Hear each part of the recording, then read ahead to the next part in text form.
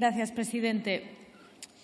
En el movimiento feminista hay muchísimo debate sobre la cuestión de la prostitución y del trabajo sexual. De hecho, nosotras mismas tenemos un debate abierto y profundo a estas horas mismas en las que yo estoy hablando. Lo primero que quiero agradecer es a mis compañeras y compañeros por la responsabilidad política y por el apoyo.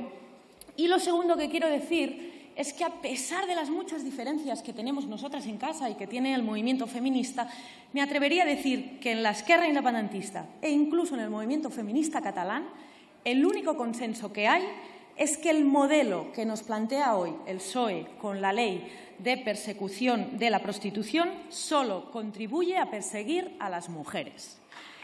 De hecho, el PSOE se enmarca en una lógica de abolicionismo punitivista, que le llamamos nosotras.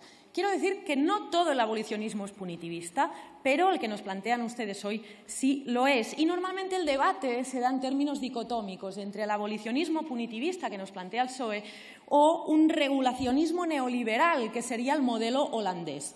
Miren, nosotras ni el punitivismo ni el neoliberalismo. Nosotras tratamos de construir un marco pro derechos, un marco que garantice los derechos de las personas que ejercen el trabajo sexual. Y por esto hoy hemos presentado una enmienda a la totalidad con texto alternativo para mostrar que hay muchas maneras de legislar sobre el trabajo sexual y para forzar a que esta Cámara pueda abrir este debate y pueda valorar la propuesta que nos trae el PSOE.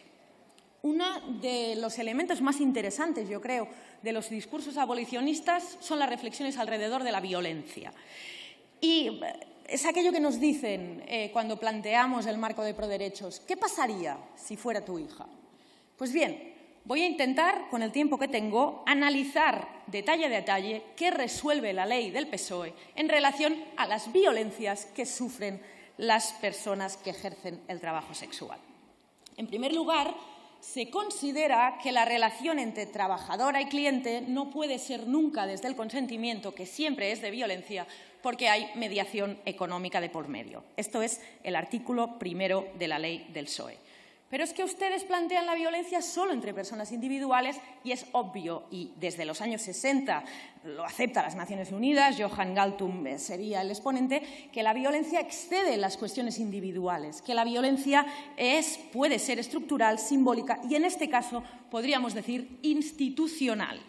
Es por esto que pensamos que el Código Penal no puede resolver esta cuestión, porque el Código Penal individualiza la violencia y desde este marco es obvio que la aplicación va a ser diferencial y que van a recibir con mucha más fuerza el Código Penal las personas más vulnerables.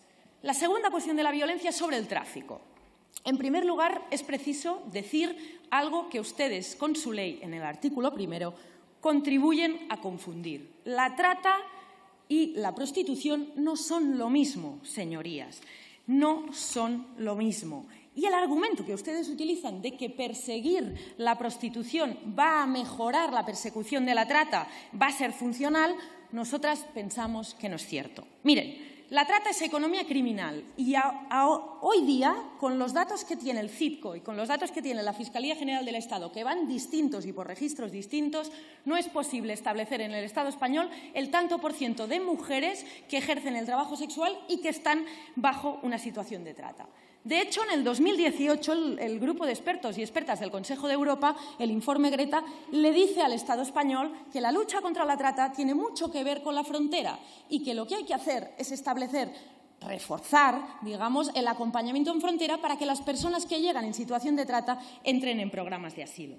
Pero ustedes no solo no hacen ninguna referencia en su ley a la ley de extranjería, sino que además la semana pasada vimos como aquí, desde este atril, el ministro del Interior se expulsaba las responsabilidades de al menos 24 asesinatos en la frontera sur. Pero es que hay más. Si vamos a política comparada, y la legislación irlandesa se parece bastante a la que nos propone el PSOE hoy, el famoso artículo 64A, que en su espíritu también tenía la prohibición de la prostitución para perseguir a la trata, pues bien, el Gobierno irlandés hace un informe, encarga un informe 3 años después a la Queen's University of Belfast. ¿Qué dice este informe en relación a la trata? Que no se encuentra impacto legislativo en la persecución de la trata y que la persecución del intercambio de servicios sexuales con consentimiento sin recursos policiales, que es un discurso que yo en esta Cámara he escuchado bastantes veces, no permite distinguir la trata de la prostitución con consentimiento porque la realidad es mucho más compleja de lo que ustedes la pretenden presentar. Por lo tanto, su afirmación de que la prohibición de la prostitución ayudará a la lucha contra la trata no se sostiene, señorías. Lo lógico sería afirmar que la garantía de derechos de las personas que ejercen el trabajo sexual, la derogación de la ley de extranjería, la aplicación de la renta básica universal, esto sí, contribuirían a la lucha contra la trata. Pero lo suyo no es abolicionismo material, señorías, no es abolicionismo honesto. Lo suyo es abolicionismo con fines electorales. Y si vamos al resto de elementos de su tesis conservadora, es decir, que la persecución de la prostitución llevará a la extinción de esta y, además, sin afectar a las trabajadoras sexuales, vamos a ver qué dice su ley. En el artículo 2 persiguen ustedes la tercería locativa, es decir, que las trabajadoras sexuales puedan alquilar sitios donde trabajar. Pues miren, señorías, ustedes están persiguiendo la principal fuente de solidaridad entre las trabajadoras sexuales, que se alquilen las casas unas a otras. Es más, con su ley en la mano, se podría perseguir al hijo, a la hija o al cónyuge de una trabajadora sexual que trabajara en casa. Pero es que su artículo 1 confunde deliberadamente prostitución forzada con prostitución voluntaria y esto solo persigue a las mujeres y solo da más fuerza a los proxenetas, señorías. Mire, Emma Goldman escribía a principios del siglo XX un texto muy cortito, se lo recomiendo, sobre la prostitución y destacaba 3 elementos que yo creo que nos interesan hoy. Que la persecución de las mujeres solo favorece a proxenetas y empresarios. Que si no se tiene en cuenta las situaciones de explotación laboral, no se entiende nada de por qué la gente ejerce el trabajo sexual. Y que todas aquellas voces que cíclicamente se escandalizan sobre prostitución, pero luego no intervienen en el sistema económico y racial que tenemos, hacen un mero ejercicio de escándalo moral consciente. Escribía ella: es lógico esperar que nuestros reformistas no dirán nada acerca de esta causa fundamental. Hablaba ella de la explotación.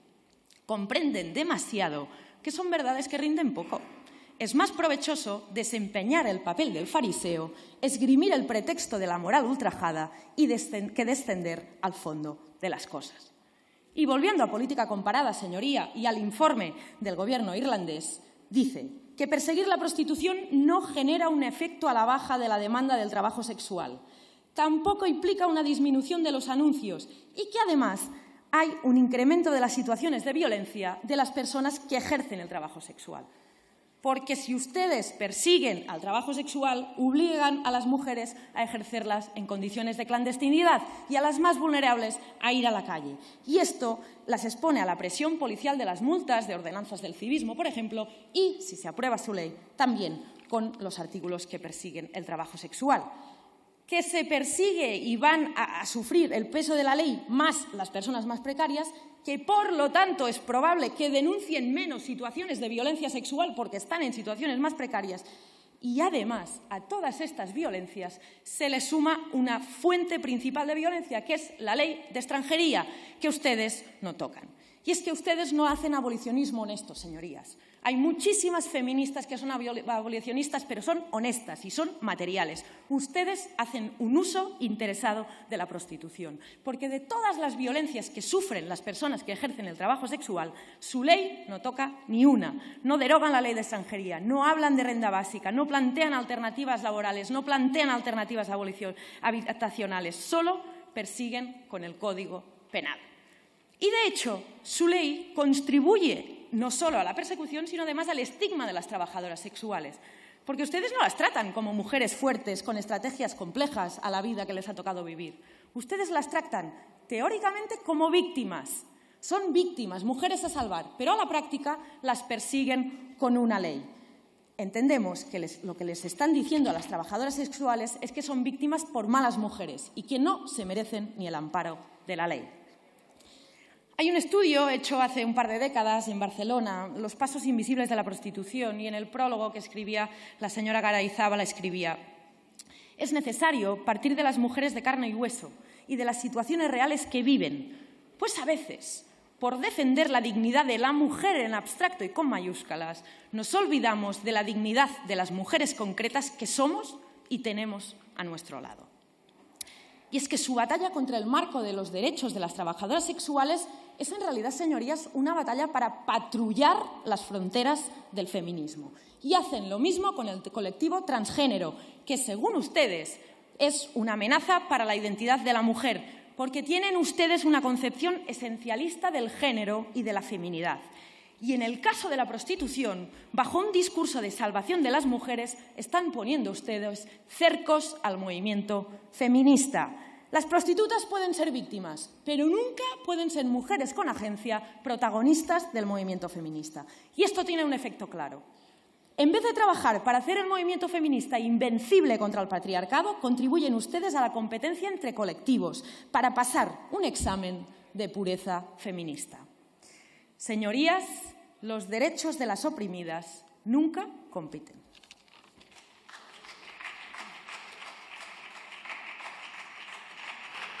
Muchas gracias, señora Vehí.